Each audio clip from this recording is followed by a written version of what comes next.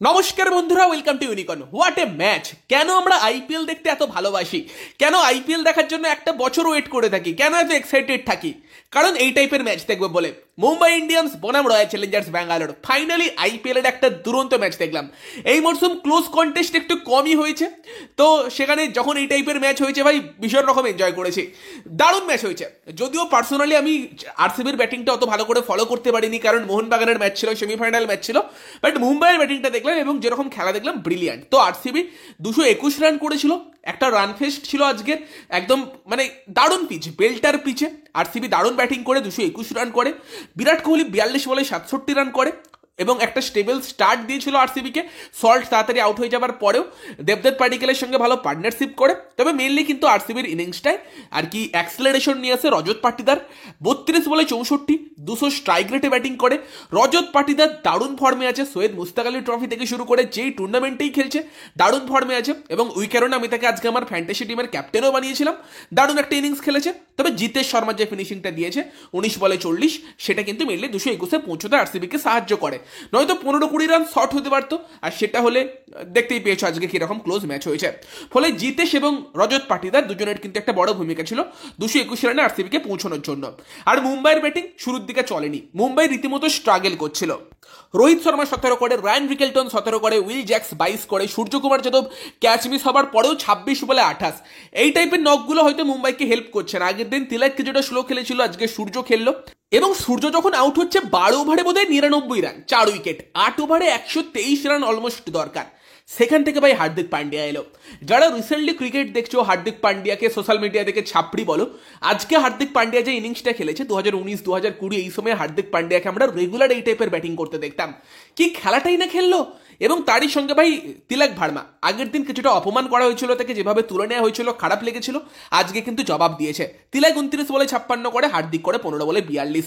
একটা Jos হ্যাজেলউডের over, Hardik 2 ছয় 2 4 মারে। হ্যাজেলউডকে ওই টাইপের মারলে আরসিবি ফ্যানেদের হয়তো মনে ভয়টা তখন ধরেছিল এবং সেই সময় 3 ওভারে 58 রান কিন্তু আরসিবি কনসিড করে ফেলে। এবং যখন 3 ওভার বাকি সেই সময় মুম্বাইকে ফেভারিট লাগছিল, 18 বলে 41 দরকার, বাট মুম্বাই যেরকম ব্যাটিং করছিল মনে হচ্ছিল তুলে দিতে পারে। তবে 18 নম্বর ওভারে ভুবনেশ্বর কুমার আসে, প্রথম বলে 2, দ্বিতীয় বলে 4, তৃতীয় বলে 1 এবং চতুর্থ বলে কিন্তু আউট করে দেয় তিলক ভার্মাকে। তো ওখান থেকে কিন্তু খেলা ঘুরতে শুরু করে। 19 নম্বর ওভারে হ্যাজেলউড আসে, প্রথম বলে হার্দিক পান্ডিয়া আউট। তোমার আরসিবি ম্যাচের মধ্যে ফেরে, যদিও নমনধীর ছিল, স্যান্টনার ছিল এবং ওই ওভারের 5 নম্বর বলে স্যান্টনার একটা 6ও মারে। তবে লাস্ট ওভারে 19 রানটা হয়তো একটু বেশি দরকার ছিল এবং প্রথম বলে স্যান্টনার যদি যেটা মেরেছিল 6 হয়ে গেলে চাপ হতে পারতো আরসিবির, বাট টিম ডেভিড ক্যাচ নেয়, দীপক চাহার আসে, ক্রুণাল পান্ডিয়া বাউন্সার মারে এবং ভাই কি ক্যাচ ছিল ওটা। টিম ডেভিড এবং তার সঙ্গে তোমার ফিল সল্ট কম্বাইন করে, ফিল সল্টের আন্ডার প্রেসার ব্রিলিয়ান্ট ওয়ার্ক।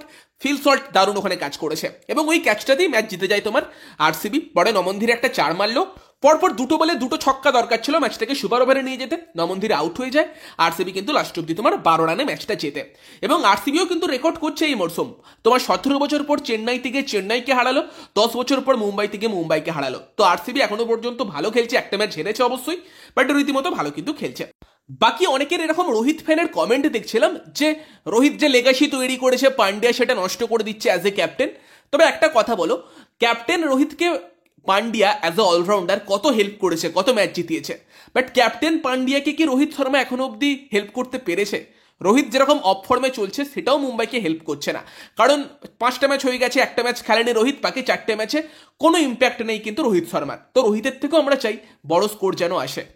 বাকি কালকে চেন্নাইয়ের ম্যাচ আছে, আর সেই ম্যাচের জন্য তোমাদের যদি কোনো প্রেডিকশন লাগে তোমরা কিন্তু যোগাযোগ করতে পারো রবি ভাইয়ের সঙ্গে, যারা কিন্তু এই আইপিএলে পুরো অ্যানালিসিস করে প্রেডিকশন দিচ্ছে। তো তোমাদের কোনো রকম প্রেডিকশন লাগলে রবি ভাইয়ের সঙ্গে যোগাযোগ করতে পারো, তোমরা কিন্তু নাম্বার পেয়ে যাবে প্রথম কমেন্টে এবং স্ক্রিনেও তোমরা হোয়াটসঅ্যাপ নাম্বার দেখতে পাচ্ছ, হোয়াটসঅ্যাপে যোগাযোগ করে প্রেডিকশন নিতে পারো।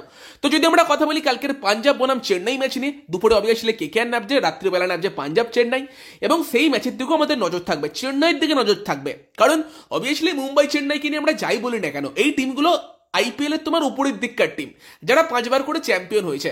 তো তারা যদি 8-এ 9-এ থাকে সেটা হয়তো অতটাও ঠিকঠাক লাগে না। তো দেখা যাক চেন্নাই সেখানে কামব্যাক করতে পারে কিনা। মহেন্দ্র সিং ধোনির খেলা নিয়ে বারবার প্রশ্ন উঠছে, তবে তার থেকেও বড় প্রশ্ন উঠবে তোমার চেন্নাইয়ের ব্যাটিং অর্ডার নিয়ে। আগের দিন কনওয়েকে নিয়ে এসে চেন্নাই সেটা ম্যানেজ করতে চেষ্টা করেছিল, বাট চেন্নাইয়ের ব্যাটিং অর্ডারটা কিন্তু অতটা ভরসা দিচ্ছে না। ঋতুরাজ টাইপের প্লেয়ারের উপর অনেক বেশি ডিপেন্ড করে থাকবে চেন্নাইয়ের এই ব্যাটিংটা। সেম উল্টো দিকে পাঞ্জাবের জন্যও বলতে পারো যে হয়তো শ্রেয়াস আয়ারের উপর অনেক বেশি ডিপেন্ড করে থাকবে। বাট শ্রেয়াস ছাড়াও পাঞ্জাবের কাছে কিন্তু ম্যাচ চেঞ্জ করার মতো প্লেয়ার আছে, সেটা ইন্ডিয়ানদের মধ্যে শশাঙ্ক সিং হোক বা তোমার প্রভসিমরন সিং হোক বা অবভিয়াসলি নিহাল অধেরা, বিদেশিদের মধ্যে ম্যাক্সওয়েল, তারপর মার্কাস স্টোইনিস। চেন্নাই সেই টাইপের অপশন আমরা দেখতে পাচ্ছি না, ফলে চেন্নাইয়ের ব্যাটিংটা চিন্তার এবং চেন্নাইয়ের বোলিংয়ে এদিনকে অশ্বিনের জায়গাতে আমরা আনসুল কম্বোজ টাইপের কাউকে বা অন্য কাউকে দেখতে পাই কিনা সেই দিকে নজর থাকবে, কারণ পাঞ্জাবের পিছে 3টে স্পিনার চলবে কিনা সেটাও একটা প্রশ্নের জায়গা। সেই জায়গাতে কিন্তু অবভিয়াসলি পাঞ্জাব বর্তমান সময়ে ভালো খেলছে, 50 রানে আগের দিন হারলেও তারা বেটার ফর্মে আছে, ফলে চেন্নাইকে পাঞ্জাবকে হারাতে গেলে এই সময় কিন্তু মনে হচ্ছে একটু ভালো ওয়ার্ক করতে হবে, ভালো খেলতে হবে।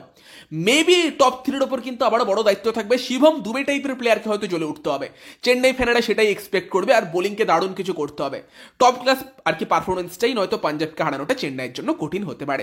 বাকি তোমরা এই ম্যাচ থেকে কি এক্সপেক্ট করছো কমেন্টে জানিও। ভিডিওটা ভালো লাগলে ভিডিওটাকে লাইক করে দিও, শেয়ার করে দিও, আমাদের চ্যানেলে প্রথমবার এলে আমাদের চ্যানেলটিকে সাবস্ক্রাইব করে তার পাশের বেল আইকনটাকে অন করে দিও। আর কোনো রকম প্রেডিকশন লাগলে কিন্তু পাঞ্জাব বনাম চেন্নাই ম্যাচের জন্য যোগাযোগ করতে পারো রবি ভাইয়ের সঙ্গে, স্ক্রিনে নাম্বার পেয়ে যাবে, প্রথম কমেন্টও পেয়ে যাবে। তো চলো এই ভিডিওতে এই পর্যন্তই, বাই বাই।